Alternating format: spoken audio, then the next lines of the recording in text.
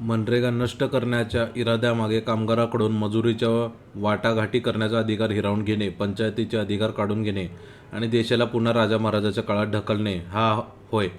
तेव्हा सर्व सत्ता काही लोकांच्या हातात केंद्रित होती, या मागचा उद्देश आहे, अशी टीका लोकसभेतील विरोधी पक्षनेते राहुल गांधी यांनी मंगळवारी केली.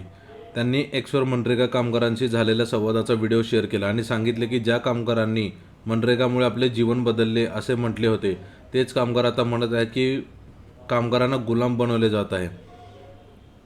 काँग्रेस नवीन विकसित भारत रोजगार आणि उपजीविका हमी अभियान किंवा व्हीबीजी रामजी कायदा मागे घेण्याची आणि यूपीए काळातील मनरेगा पूर्णपणे पूर्ववत करण्याची मागणी करत आहे.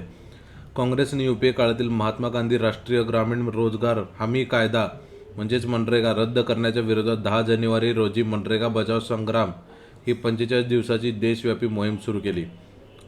तर व्हिडिओमध्ये एक मनरेगा कामगार त्यांना सांगताना दिसत आहे की सरकार कामगारांना गुलाम बनवत आहे. या कायद्याने त्यांना उपजीविकेची सुरक्षा प्रदान करण्यास मदत केली, परंतु परिवर्तनकारी उपक्रम नष्ट करण्याचा विचार सुरू आहे.